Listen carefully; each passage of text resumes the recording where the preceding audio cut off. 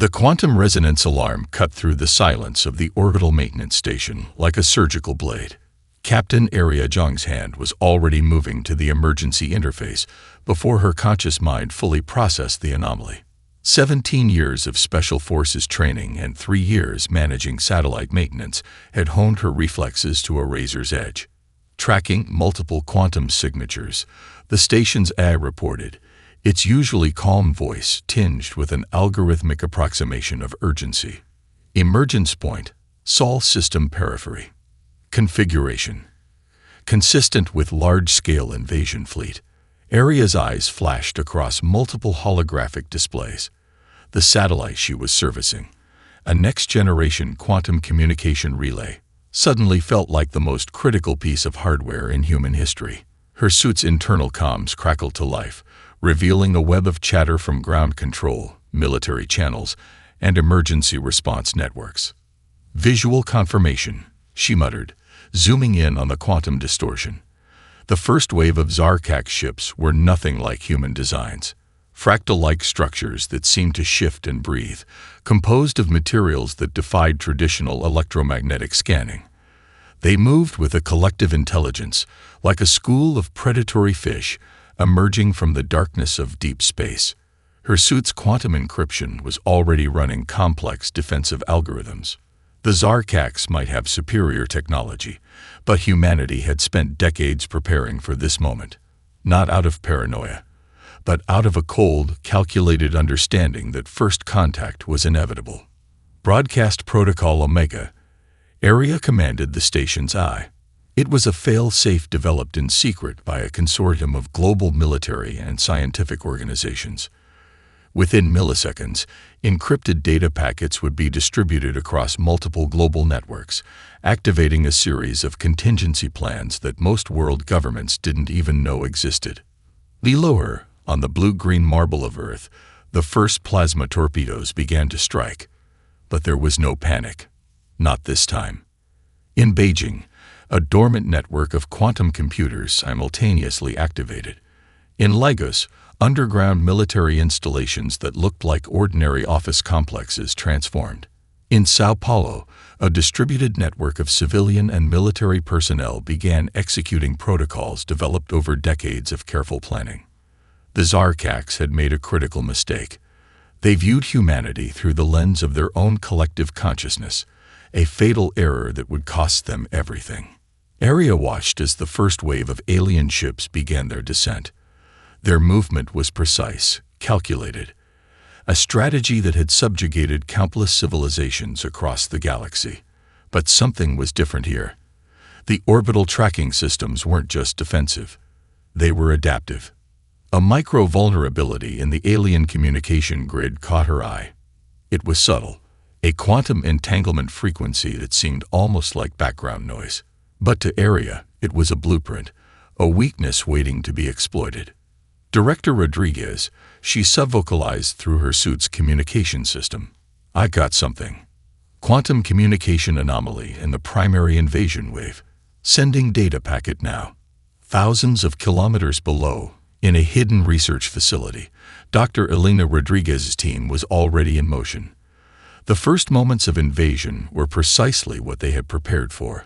A moment of initial contact that would define humanity's future. The Zarkaks believed they were conducting a standard pacification protocol. Scan the planet. Identify resources. Neutralize potential resistance. Begin extraction.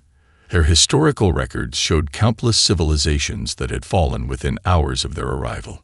They did not understand humanity. Each plasma strike, each quantum weapon deployment, each moment of apparent destruction was being logged, analyzed, adapted to. The humans weren't just defending. They were learning, transforming the very nature of the conflict with each passing second. Aria Zhang smiled. The real war was just beginning, and humanity was ready. Dr. Elena Rodriguez's fingers danced across holographic interfaces, each movement a calculated strike against the alien technological fortress. The underground research facility, buried 2 kilometers beneath the Andes Mountains, hummed with an electric intensity that defied the chaos erupting on the planet's surface. We've got a breach, she called out, her voice cutting through the controlled chaos of the command center. Around her, a team of the world's most brilliant minds worked with a synchronicity that would have been impossible just days ago. The alien dropship they'd managed to hack was now suspended in a quantum-locked containment field. It wasn't just a captured vessel. It was a living blueprint of the Zarkak's technological ecosystem. Raj Mehta, a quantum computing prodigy who had been working on next-generation encryption before the invasion, was the first to crack the ship's communication matrix. Their entire network is a collective consciousness, he explained, but it's not monolithic. There are fractures, weaknesses. A massive screen displayed the dropship's internal systems, now partially translated. What looked like incomprehensible alien technology to the untrained eye was becoming a roadmap for human survival. Halfway across the world, in the streets of Mumbai, a group of teenage hackers was about to become humanity's most unexpected weapon. Led by Priya Venkatesh, a 19-year-old cybersecurity student, they had been monitoring global communication networks when the invasion began. "Look," Priya whispered to her team, pointing at a complex quantum encryption pattern they'd intercepted. "These aren't just communication signals. They're a control mechanism." Within hours, they'd developed a series of adaptive algorithms that could temporarily disrupt the Zarkak's quantum communication grid. It wasn't a permanent solution, but it was enough to create critical moments of confusion. Back in the Andean research facility, Dr. Rodriguez was implementing a plan that would redefine technological warfare. "We're not just going to defend," she told her team. "We're going to turn their own technology against them." The captured dropship began to transform.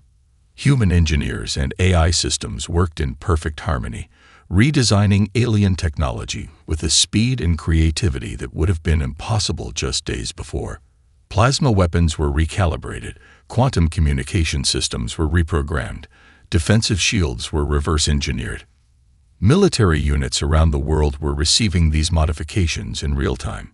A tank battalion in the Russian steppes received updated targeting systems that could predict alien weapon deployments milliseconds before they happened. An urban defense unit in New York was equipped with adaptive nanoswarm technology that could reshape itself around incoming alien attacks. The Zarkaks had made a fundamental miscalculation. They saw humanity as a collection of separate, competing entities. What they didn't understand was how quickly humans could unite when faced with an existential threat. In a converted shopping mall in Sao Paulo, a makeshift military training center was turning civilians into an adaptable defense force. Former office workers, students, retired military personnel, they were all learning to use captured alien technology within hours of first contact. "This isn't about individual survival," an ex-Special Forces instructor told his new recruits. "This is about our entire species." The first confirmed human counterattack came unexpectedly. A commercial drone network, typically used for package delivery and urban mapping, was rapidly modified into a distributed weapon system. Thousands of drones, each carrying a piece of reverse-engineered alien technology, began targeting invasion points with surgical precision. Dr. Rodriguez watched the initial reports come in. The Zarkaks were losing their technological advantage with each passing hour. Humanity wasn't just adapting. They were evolving faster than the aliens could comprehend. "They thought we were primitive," Raj said, a rare smile crossing his face. "They have no idea what we're capable of." As night fell across the planet, the invasion was no longer a one-sided assault. It had become something else entirely. A species-wide transformation, a crucible that was burning away humanity's divisions and forging something entirely new. The real war was just beginning. Dr. Marcus Kawano's hands trembled slightly as he adjusted the neural interface. The research facility beneath Mount Fuji was a testament to humanity's most classified psychological warfare program, a project that had been decades in the making. "Subject is prepped," announced Dr. Aisha Okoy, her voice steady despite the weight of what they were about to attempt.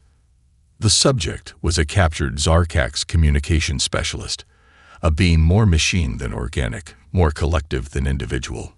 The Zarkax believed in absolute unity.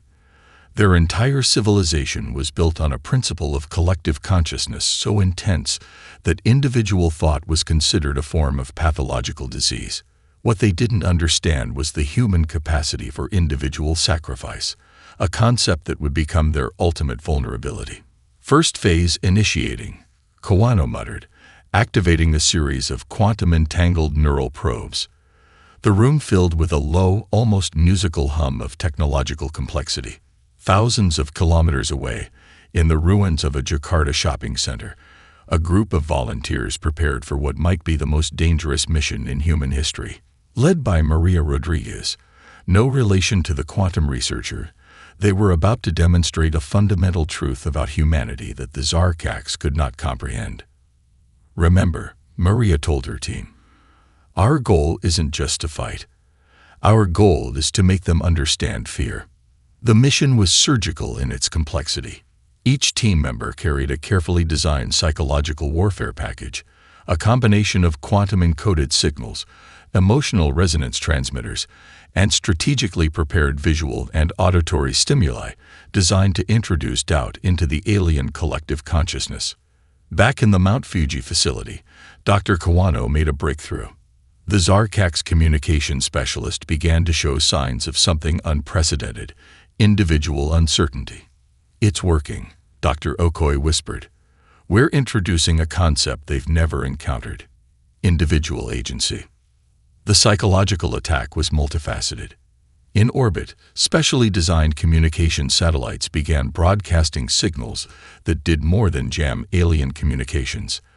They introduced carefully crafted narratives, stories of individual sacrifice, of choices made against collective interest, of the value of a single life. To the Zarkax, this was more destructive than any weapon. Their entire civilization was built on the absolute suppression of individual thought. Each broadcast was a quantum-level virus, attacking the very foundation of their collective consciousness. In the streets of Mumbai, Priya Venkatesh and her team of young hackers were doing something equally revolutionary. They discovered that the Zarkax communication network had a fundamental weakness. It treated all information as collective truth. By introducing strategic misinformation, they could create cascading uncertainty. Watch this, Priya said, her fingers dancing across holographic interfaces. She was about to demonstrate how a few lines of code could introduce more chaos than 1,000 missiles. The volunteer team in Jakarta made their move. Their mission was a calculated act of what could only be described as psychological terrorism. Each member carried a device that would broadcast their individual story, their hopes, fears, loves, directly into the alien communication network. A retired teacher spoke of her students. A young engineer talked about his dreams of exploring space. A former athlete described the moment of individual triumph. Each story was a weapon more powerful than any plasma cannon. Dr. Kawano watched the data streams in real time. The Zarkax communication specialist was breaking down, not physically, but psychologically. For the first time in its existence, it was experiencing something terrifying. Individual thought. They can't process this, Dr. Okoi said, a mix of scientific fascination and human triumph in her voice. Individual choice is a concept completely alien to their collective consciousness. The attacks weren't just technological. They were philosophical, psychological, fundamentally challenging everything the Zarkax believed about consciousness, individuality, and the nature of collective existence. As night fell across the planet, the first true cracks appeared in the alien invasion. It wasn't a military victory, not yet. It was something far more profound. Humanity was introducing a virus more dangerous than any technological weapon. The concept of individual choice. The real war had just begun, and the battlefield was consciousness itself. The converted research complex in Nairobi buzzed with an energy that defied the chaos of the global invasion. What had once been a cutting-edge climate engineering facility was now the epicenter of humanity's most aggressive technological response. Dr. Keone Adebayo stood before a holographic display that pulsed with impossible complexity. Beside her, a team of researchers from every continent worked with a synchronicity that would have been unimaginable weeks ago. Disciplines that once existed in isolation now merged into a singular, focused purpose. Quantum entanglement weapon is at 73% optimization, announced Dr. Yuki Tanaka, her fingers dancing across a neural interface that seemed to breathe with technological life. We're not just copying alien technology anymore. We're reimagining it. The weapon they were developing was more than a simple defensive tool. It was a quantum-level strategic platform that could simultaneously target multiple alien ships across different star systems. Each targeting algorithm was a work of collaborative genius, climate engineers working alongside quantum physicists, cybersecurity experts partnering with material scientists. In a basement laboratory in Sao Paulo, a group of makers and engineers were creating something equally revolutionary. What started as a network of 3D printing enthusiasts and robotics hobbyists had transformed into a distributed manufacturing platform that could produce adaptive defense systems faster than any centralized factory. Rosa Martinez, a 28-year-old robotics engineer, held up a palm-sized device that looked like nothing so much as an intricate living piece of technology. "This is our nanoswarm prototype," she explained to her team. "It doesn't just defend. It learns, adapts, and transforms." The nanoswarm was a marvel of distributed intelligence. Each microscopic component could communicate, reconfigure, and respond to threats in milliseconds. Where traditional military technology saw a weapon, these devices saw a complex environmental challenge to be solved. Back in Nairobi, Dr. Adebayo was pushing the boundaries of what was possible. The climate engineering background of her team proved to be an unexpected advantage. They weren't just developing weapons, they were creating systems that could fundamentally alter the battlefield environment. "Atmospheric manipulation field is online," she announced. The holographic display showed something impossible, a defensive system that could literally change the physical conditions around alien invasion points. Plasma weapons would find their energy dissipated. Quantum communication signals would be scrambled. The very environment became a weapon. In a converted server farm in Mumbai, Priya Venkatesh and her team of young hackers were doing something equally revolutionary. They discovered that the Zarkax communication network had a fundamental vulnerability. It treated information as a collective, unchanging truth. "We're not just breaking their encryption," Priya explained to her team. "We're introducing controlled chaos. Every signal we send is a puzzle they can't solve." Their approach was elegant in its complexity. Each communication burst was a multi-layered attack, part misinformation, part psychological warfare, part technological probe.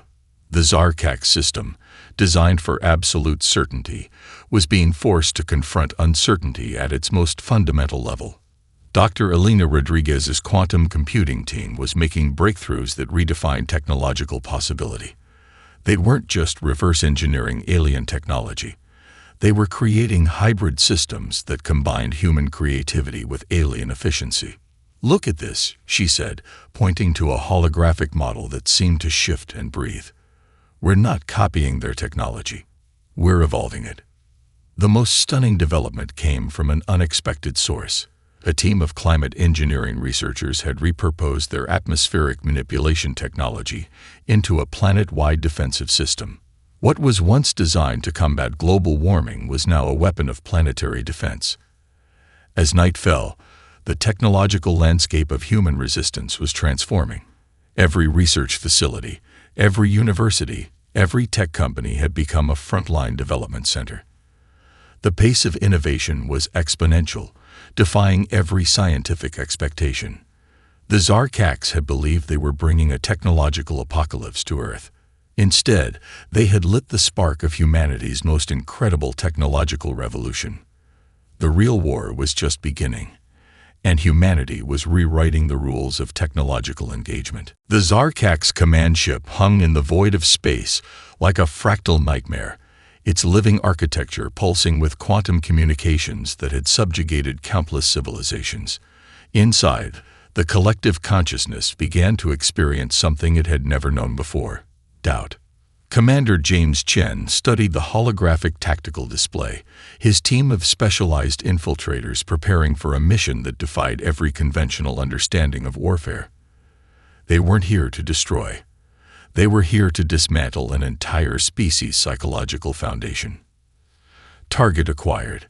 Lieutenant Maya Rodriguez whispered, her neural interface synchronizing with the ship's quantum communication matrix. The infiltration team represented humanity's most advanced psychological warfare unit, a group of specialists who understood that the true battlefield was consciousness itself. Dr. Marcus Kawano's research had provided them with a map, not of physical space, but of psychological vulnerability. The Zarkak's collective consciousness was a marvel of technological integration, but it had a fatal flaw. It could not process individual variance, individual choice, individual emotion. The infiltration began with something seemingly impossible. Instead of weapons, the team carried quantum-encoded emotional resonance transmitters. Each device was a precision instrument designed to introduce a concept alien to the Zarkaks: individual experience. First wave initiating, Chen commanded. The quantum signals began to penetrate the ship's communication network. They weren't attacks in any traditional sense. They were stories, fragments of human experience encoded at the quantum level. A child's first bicycle ride, the moment of falling in love, the grief of losing a parent, the joy of unexpected triumph. To the Zarkaks, these were more destructive than any weapon. Their entire civilization was built on the suppression of individual experience, the elimination of personal narrative. In the research facility beneath Mount Fuji, Dr. Kawano and his team watched the data streams in real time. Each quantum burst was a carefully crafted psychological virus, designed to introduce fractures in the alien collective consciousness. "Look," Dr. Aisha Okoi said, pointing to the holographic display. The first signs of systemic breakdown. The Zarkak's communication network began to show unprecedented anomalies. Individual nodes, units that had previously functioned as perfect, synchronized components, started to display signs of independent processing. It was as if millions of minds were suddenly experiencing individual thought for the first time. Back on the infiltration ship, Lieutenant Rodriguez was executing the next phase of their psychological assault. Using captured alien technology modified by human creativity, she began to broadcast carefully constructed quantum signals that introduced strategic uncertainty. Historical records, philosophical contradictions, moments of collective failure from the Zarkak's own past. Each transmission was a precision strike against the very foundation of their civilization. Priya Venkatesh and her team of hackers were providing real-time support, using a distributed network of quantum communication relays to amplify and modify the psychological attack. What had begun as a defensive operation was becoming an offensive of consciousness. The Zarkak's command structure began to fragment. Units that had previously acted with perfect synchronization now showed signs of individual hesitation. Decisions became debates. Collective certainty transformed into individual doubt. "They're breaking," Chen whispered, watching the tactical display. "We're not just fighting them. We're giving them the most dangerous gift possible, the ability to choose." Dr. Kawano understood the profound nature of what was happening. This wasn't just a military operation. It was a fundamental reimagining of collective consciousness. Humanity was introducing a concept more dangerous than any weapon: the value of individual experience. As the infiltration team prepared for extraction, the Zarkak's command ship began to show signs of systemic collapse, not through physical destruction, but through a complete psychological transformation. The real war had never been about technology or physical combat. It had always been a war of consciousness, of understanding, of the fundamental right to individual experience. And humanity was winning. The first extrasolar human strike force assembled in complete silence, aboard the U.S. Prometheus, a vessel that was part warship, part quantum research platform. Commander James Chen reviewed the final invasion protocols. This wasn't going to be a conventional military operation. It was going to be a strategic dismantling of an entire alien civilization. "Quantum drive is stable," Lieutenant Maya Rodriguez reported, her fingers dancing across interfaces that merged human innovation with captured alien technology. The ship itself was a testament to humanity's adaptive capabilities. Every system was a hybrid, a perfect fusion of human creativity and alien engineering. Their target wasn't a single star system.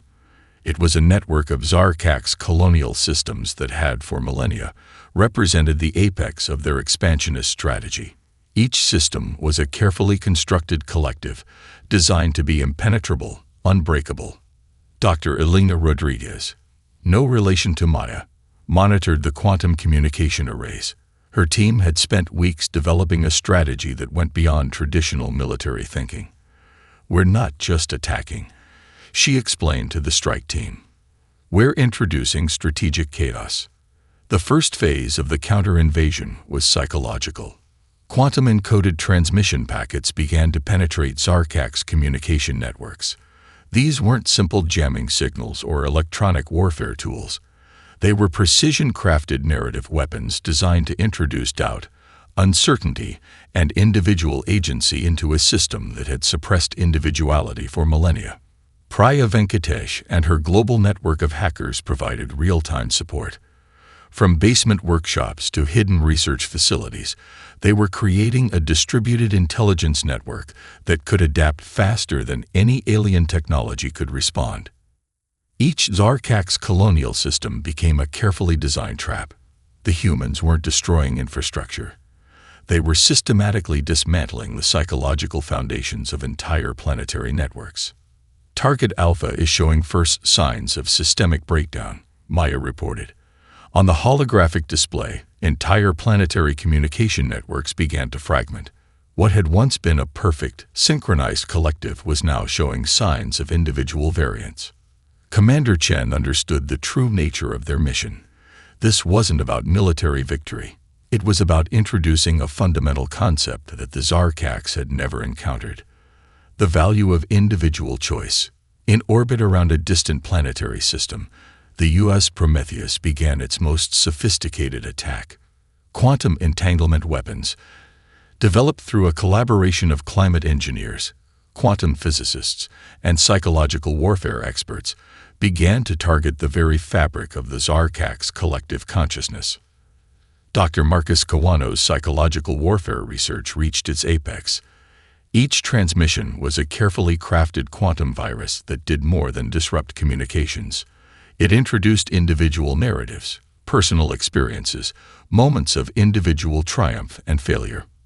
"We're giving them something they've never had," Kawano explained to his team. "The ability to experience themselves as individuals." The strike force moved with a precision that defied traditional military doctrine. They weren't conquering. They were liberating, introducing a concept of individual agency that would fundamentally transform an entire civilization. Entire Zarkak's planetary systems began to show unprecedented behaviors. Communication networks that had once acted with perfect synchronization now displayed signs of individual debate, individual choice, individual doubt. "It's working," Chen whispered, watching the holographic displays that showed the systematic breakdown of the alien collective. The most stunning moments came from unexpected sources. A team of climate engineers had developed technology that could literally reshape planetary environments. What was once a defensive capability now became a strategic offensive tool. Planetary communication networks found themselves struggling against environmental conditions that seemed to defy their collective understanding. As the counter-invasion progressed, it became clear that this was more than a military operation. It was a fundamental reimagining of collective consciousness. Humanity was introducing a virus more dangerous than any weapon: the concept of individual experience. The Zarkaks had believed they were facing a primitive species. Instead, they were confronting a civilization that understood the most profound weapon was not technology, but the ability to choose. The real war had never been about physical conquest. It had always been a war of consciousness, of understanding, of the fundamental right to individual experience. And humanity was winning. The United Earth Council chamber was unlike any diplomatic venue in human history. Converted from a global emergency response center, it bore the scars of the ongoing invasion. Holographic displays flickered with real-time battle information. Quantum communication arrays hummed with unprecedented complexity. Dr. Elena Rodriguez stood at the center, her hand steady despite the weight of what they were about to do. Beside her, Commander James Chen, Dr. Marcus Kawano, and Priya Venkatesh represented humanity's most advanced strategic minds. They weren't just preparing a message. They were crafting a weapon of consciousness. Final quantum encoding sequence, Priya announced, her fingers dancing across interfaces that blended human creativity with captured alien technology. What they were creating was more than a communication. It was a multi-dimensional strategic assault designed to be received simultaneously across every Zarkax communication network. Dr. Kawano had spent months developing the psychological framework. This wasn't just a message of war.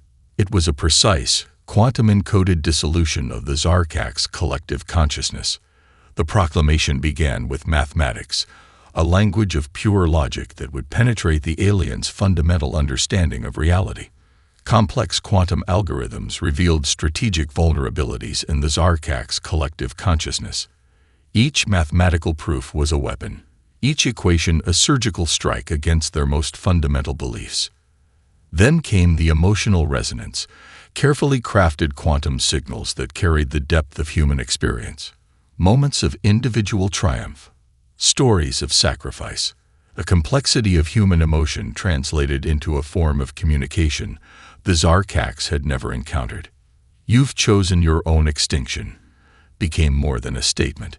It was a multi-dimensional truth encoded at the quantum level. Historical records were weaponized. The Zarkax's own past conquests were recontextualized.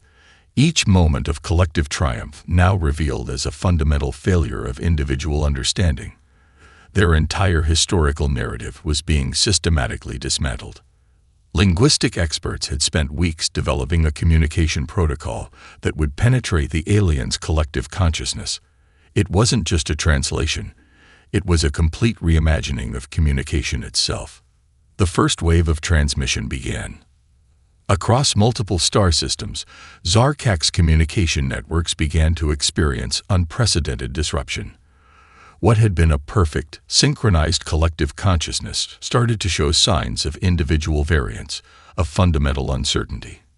Transmission at 87% penetration, Priya reported, her voice steady. The quantum communication arrays were doing more than sending a message. They were introducing a fundamental virus of individual thought. Dr. Marcus Kawano watched the psychological impact in real time. Each transmission was a carefully crafted psychological weapon designed to introduce doubt, individual agency, and the concept of personal choice into a system that had suppressed individuality for millennia. Commander Chen understood the true nature of their proclamation. This wasn't just a declaration of war. It was a fundamental challenge to the Zarkax understanding of consciousness, of existence itself. The mathematical proofs within the transmission didn't just reveal strategic vulnerabilities. They demonstrated the fundamental limitations of the Zarkax collective approach. Each equation was a weapon, each proof a surgical strike against their most fundamental beliefs. Emotional resonance frequencies were carefully modulated to penetrate the aliens' quantum communication networks. These weren't simple signals. They were precise, quantum-encoded narratives that carried the depth, complexity, and transformative power of human experience. "We're not just communicating," Elena Rodriguez explained to the council. "We're fundamentally altering their understanding of consciousness." The proclamation reached its crescendo. Mathematical precision merged with emotional depth. Strategic analysis intertwined with individual narratives. Each transmission was a multi-dimensional assault on the very foundation of Zarkax civilization. "You've chosen your own extinction" became a scientific, philosophical, and emotional truth that would fundamentally transform an entire species' understanding of itself. As the transmission completed, the United Earth Council fell silent. They had just done something unprecedented in the history of cosmic conflict. They had turned communication itself into the most powerful weapon imaginable. The real war was no longer about technology or physical conquest. It was a war of consciousness, of understanding, of the fundamental right to individual experience. And humanity was winning. The final confrontation was not a battle in any traditional sense. It was a systematic dismantling of an entire civilization's foundational understanding of existence. Captain Arya Zhang stood on the bridge of the U.S. Prometheus, watching as the last vestiges of Zarkak's resistance began to crumble. Around her, the most sophisticated strike team in human history prepared for the final phase of their cosmic transformation. Quantum dissolution sequence initiating, Lieutenant Maya Rodriguez announced. The ship's systems, a perfect hybrid of human creativity and captured alien technology, began to pulse with a rhythmic intensity that defied traditional understanding of warfare. What remained of the Zarkak's fleet was no longer a unified force. The psychological attacks had done more than disrupt their communication networks. They had fundamentally altered the very concept of collective consciousness. Dr. Elena Rodriguez monitored the quantum communication arrays. Each transmission was now a precision instrument of cosmic deconstruction. The Zarkaks were experiencing something they had never encountered: true individual agency. Their collective consciousness is fragmenting, Dr. Marcus Kawano observed, his voice a mix of scientific fascination and human triumph. We're not just defeating them. We're liberating them. Priya Venkatesh and her global network of hackers provided the final strategic layer. What had begun as a defensive operation had transformed into the most sophisticated psychological liberation in cosmic history. The U.S. Prometheus moved with a precision that was both terrifying and beautiful. Each quantum jump was a strategic calculation that went beyond traditional military doctrine. They weren't conquering. They were transforming. Entire star systems began to show unprecedented behaviors. Zarkak's planetary networks that had once acted with perfect synchronization now displayed complex, individual responses. It was as if an entire species was experiencing individual thought for the first time. Commander James Chen understood the true nature of their mission. This was more than a military victory. It was a fundamental reimagining of collective consciousness. The most stunning developments came from unexpected sources. Climate engineering teams had developed technologies that could reshape entire planetary environments. What was once a defensive capability now became a tool of cosmic transformation. Look, Maya Rodriguez pointed to the holographic display. Zarkak's ships were no longer acting as a unified fleet. They were making individual choices, displaying unprecedented levels of individual agency. Dr. Elena Rodriguez's quantum communication protocols had done more than disrupt alien networks. They had introduced a fundamental concept that the Zarkaks had never encountered: the value of individual experience. The final assault was a multi-dimensional strategic operation that defied traditional understanding of conflict. Mathematical proofs intertwined with emotional resonance frequencies. Strategic analysis merged with individual narratives. Priya Venkatesh's distributed intelligence network provided real-time strategic adaptation. Each moment was a quantum calculation of unprecedented complexity. The human strike force was moving with a level of strategic thinking that the Zarkaks could not comprehend. Systemic collapse at 97%, Priya reported, her voice steadied despite the cosmic significance of what was happening. The Zarkaks were experiencing a transformation more profound than defeat. They were discovering individual consciousness, personal choice, the value of unique experience. Captain Arya Zhang watched as the last remnants of the alien fleet began to fragment. This was not a traditional victory. This was a cosmic liberation. Dr. Kawano's psychological warfare research had reached its ultimate expression. Each transmission, each strategic calculation was a precise tool of consciousness transformation. The Zarkaks were being introduced to the most dangerous concept imaginable: the right to individual choice. As the final quantum dissolution sequence completed, something unprecedented happened. The Zarkaks were no longer a collective. They were becoming individuals. The United Earth Council watched in collective silence. Humanity had done something more profound than win a war. They had transformed an entire species' understanding of consciousness, of existence itself. Commander Chen's final transmission was both a declaration and a promise. You are free to choose. The stars themselves seemed to bear witness to a fundamental truth.